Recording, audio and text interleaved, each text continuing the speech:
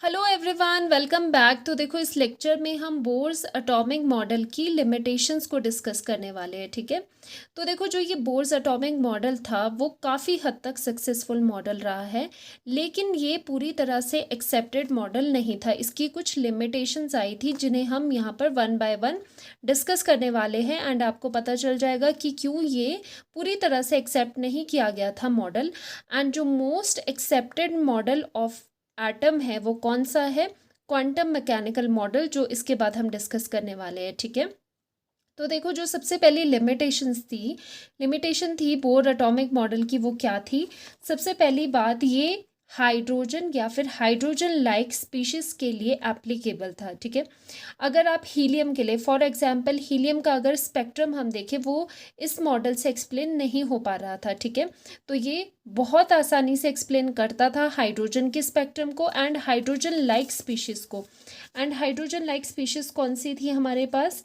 Helium positive, lithium 2 positive and beryllium 3 positive ion. ठीक है, और ये क्या है? हाइड्रोजन लाइक इसलिए है बिकॉज इनमें क्या है? Only one electron is present.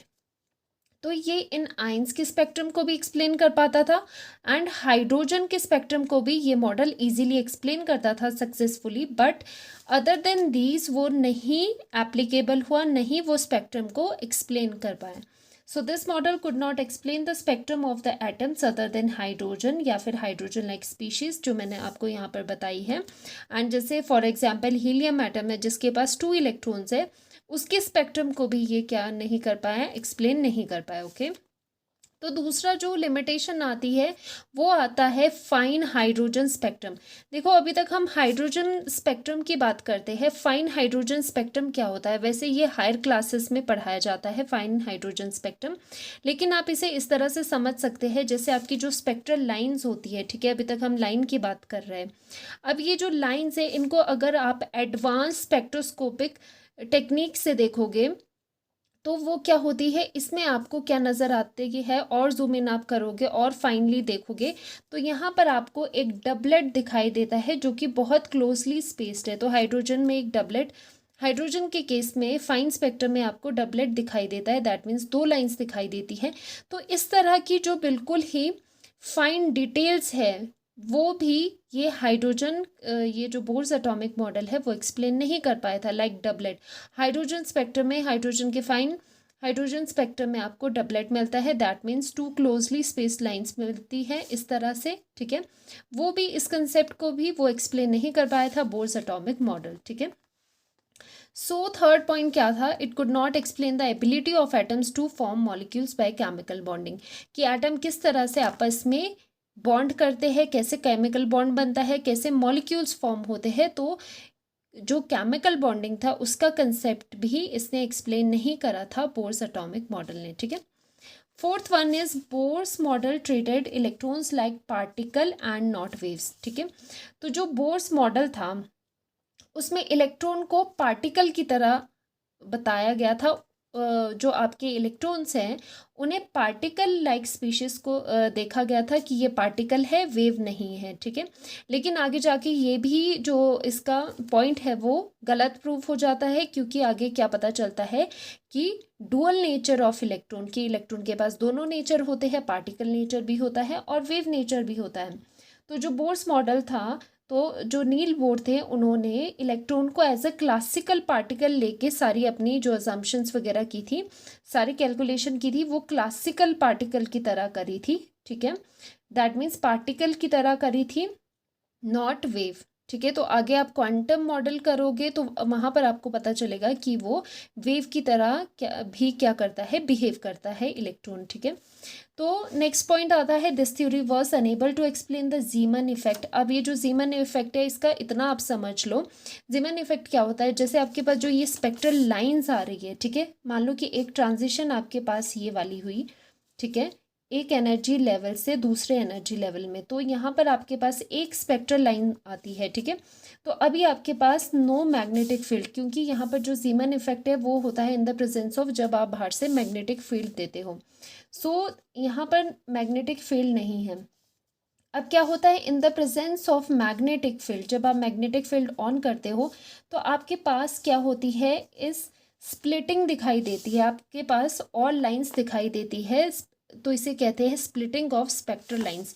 ये आपके पास एक लाइन मिलनी थी स्पेक्ट्रल लाइंस, और मैग्नेटिक फील्ड की प्रेजेंस में क्या होती है, इस जो स्पेक्ट्रल लाइंस की स्प्लिटिंग दिखाई देती है। ये अगेन कंसेप्ट है आपके हायर क्लासेस का। जस्ट आप यहाँ पर ये ध्यान रखो कि जो बोर्स एटॉमिक मॉडल था उसके अकॉर्डिंग आप splitting of the spectral lines in the presence of magnetic field और इलेक्ट्रिक फील्ड वो एक्सप्लेन नहीं कर पाए थे, ठीक है। तो ये लिमिटेशंस में आ जाता है। वैसे ही similarly it could not explain the splitting of spectral lines in the presence of electric field, जिसे हम कहते हैं स्टार्क इफेक्ट। वो क्या होता है कि जो आपकी स्पेक्ट्रल लाइंस है उनकी स्प्लिटिंग होती है जब आप क्या करते हो, इलेक्ट्रिक फील्ड को ऑन करते हो। तो ये दोनों पॉइंट्स क्या है, सिमिलर है। एंड सेवेंथ पॉइंट आ जाता है, it fail to explain the de Broglie's concept of, या फिर डी ब्रॉगलीज वेवलेंथ, ठीक है। तो आने वाले लेक्चर्स में हम इसकी बात करेंगे, डी ब्रॉगली वेवलेंथ। अब क्या होता है, जो डी ब्रॉगली थे उन्होंने इलेक्ट्रॉन को एज क्या करा था, एज वेव नेचर की तरह उन्होंने उसका डुअल नेचर बताया था कि उसका डुअल नेचर है, उसका पार्टिकल नेचर तो है ही, साथ में वेव नेचर भी होता है, ठीक है। तो उस अकॉर्डिंग उन्होंने एक वेवलेंथ का फॉर्मूला दिया था, डी ब्रॉगली वेवलेंथ। तो ये कंसेप्ट या फिर ये atomic model, Bohr's atomic model, इस कंसेप्ट को भी एक्सप्लेन नहीं कर पाता है कि किस तरह से डी ब्रॉगली वेवलेंथ दी थी, या फिर उन्होंने कहा था डुअल नेचर है, लेकिन बोर एटॉमिक मॉडल ने बोला था कि ये पार्टिकल नेचर ही है, ठीक है। वो क्लासिकल थ्योरी के अकॉर्डिंग चले थे, ठीक है, नील बोर। अब लास्ट आता है, it violets the Heisenberg uncertainty principle, जो कि कमिंग लेक्चर्स में हम पढ़ेंगे। हाइजेनबर्ग अनसर्टेनिटी प्रिंसिपल को भी बोर्स एटॉमिक मॉडल क्या करता है, एक्सप्लेन नहीं कर पाता है। क्योंकि देखो जो बोर्स मॉडल था, उन्होंने क्या कहा था, बोर्स एटॉमिक मॉडल के अकॉर्डिंग क्या था, बीच में न्यूक्लियस है एंड उसके चारों तरफ क्या है, वेल डिफाइंड ऑर्बिट्स है जिसमें इलेक्ट्रॉन घूम रहे हैं। तो ये जो वर्ड आता है well defined orbits, well defined orbits का क्या मतलब है, उन्होंने एक पाथ डिफाइन किया था कि इन्हीं पाथ्स में क्या होगे, पर्टिकुलर जो सिलेक्टिव पाथ्स है, पर्टिकुलर अलॉट स्टेट्स है, उन्हीं में क्या होगी, इलेक्ट्रॉन रिवॉल्व करेंगे। लेकिन अगेन आगे जब आप क्वांटम मॉडल पढ़ोगे तो आपको पता चलेगा ये वेल डिफाइंड ऑर्बिट्स नहीं होते, बल्कि एक प्रोबेबिलिटी होती है स्पेस में जहाँ की इलेक्ट्रॉन होने की प्रोबेबिलिटी ज़्यादा होती है, ठीक है, काइंड ऑफ इलेक्ट्रॉन क्लाउड होता है।